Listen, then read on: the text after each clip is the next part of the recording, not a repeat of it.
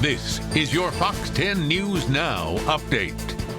Hi there, everyone. I'm Lanice Lagan with your Fox News Now update. Mobile police hot on the trail of a bunch of suspected car thieves, and they say their scheme of stealing cars is rather unusual.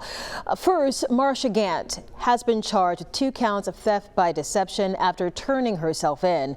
Earlier this month, Corey Washington and Jared Wilson also turned themselves in.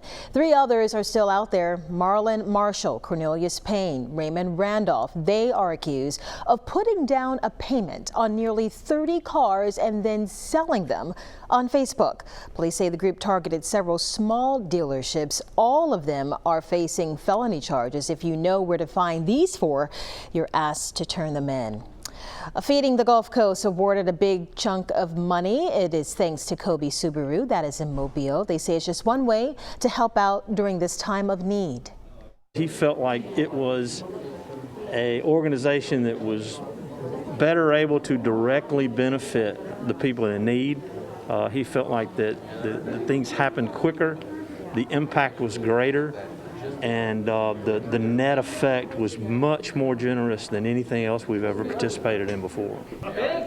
KOBY SUBARU and Feeding the Gulf Coast have been partners for years, donating thousands of dollars and countless food items. Feeding the Gulf Coast is made up of 3 branches along the central Gulf Coast, and together they distribute more than 20 million pounds of food every year. Gulf Shore City Schools moving lunchtime outside. That's as COVID concerns continue to surround the upcoming school year. The school system getting 100 new picnic tables. They say it's part of an effort to rotate school lunches from the cafeteria, classrooms, and outside to promote social distancing during lunch. All the meals at the schools will be served in pre-packaged disposable containers, and they'll run off of a contactless payment system. Tables, we're learning, will be sanitized after each use, and there will be water bottle refill stations instead of water fountains to help contain the spread. Gulf Shore City School heading back to class August 12th. Students can decide to be virtual or have traditional face-to-face learning. Well, new athletic facilities coming to Gulf Shore City Schools this year, just as teams across the state return to practice. The city there approving a $5 million renovation and construction project as the school system heads into its 2nd year of standing on its own. Renovations already starting on the current gym, adding more locker space for student athletes. They're also building a new auxiliary gym outside the high school, that is, in an effort to support added sport teams over the years. It's going to be practical in that we can put multiple wrestling mats in. We can play 2 volleyball games at a time. So it'll have bleachers, it'll have a lobby. It just won't be the main gym. And the superintendent says locker room renovations should be finished by the time school starts. Gym renovations are planned to be finished by October 1st. The superintendent saying construction on the auxiliary gym should be finished by the end of the semester. Hey there, everyone. I'm meteorologist Jennifer Lambers checking in on the tropics so far for today. We do have Tropical Storm Isaias right here just over the Dominican Republic. The sustained winds right now 60 miles per hour, continuing to move northwest at 20 miles per hour. So again, that's centered just over Dominican Republic, heading towards Haiti and continuing up the eastern coast, eventually making its way towards the United States, just off of Florida and Georgia, where it is expected to keep tropical storm strength just below that hurricane strength for those sustained winds. So again, expected to stay as a tropical storm, but making its way up towards South Carolina by Monday morning.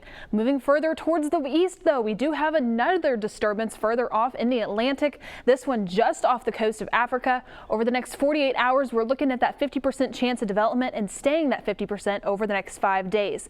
This is expected to become a tropical depression, where it will continue to move west-northwest into unfavorable conditions after that depression status. But let's go ahead and check in on the Gulf Coast. Those temperatures today, daytime highs 88 in Mobile, 92 in Pensacola, 94 in Pascagoula, on average at 91 degrees.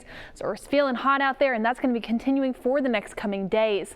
What's it looking like so far for this evening? We continue to see isolated rain showers by 7 p.m., dropping down to the upper 70s by 10 p.m. Still staying warm and still staying muggy out there. Let's go ahead and check in on your Friday forecast, starting with our futurecast tomorrow morning. Mainly just looking looking at cloud cover to start off our day, heading into the afternoon, continuing to stay dry. This is a great sight to see. It's been a couple days since we haven't seen any showers so far, and that's going to continue further on into your Friday evening and heading on into your Friday night. So staying dry for tomorrow, just tracking some early morning clouds, and also that humidity still staying there, but hot conditions for tomorrow with daytime highs upper 80s and lower 90s once again. But checking out that full 7-day outlook, back into that typical summer-like pattern with tomorrow looking at those temperatures in the lower 90s for your weekend. Those minimal rain chances for both days staying high and continuing on into next week. Again, keeping that summer-like pattern with 30 to 40% chance of rain showers and temperatures staying in the upper 80s and the lower 90s. Thanks for joining us here on Fox 10 News Now. Stay tuned to Fox 10 News throughout the day for the latest updates. This has been your Fox 10 News Now update.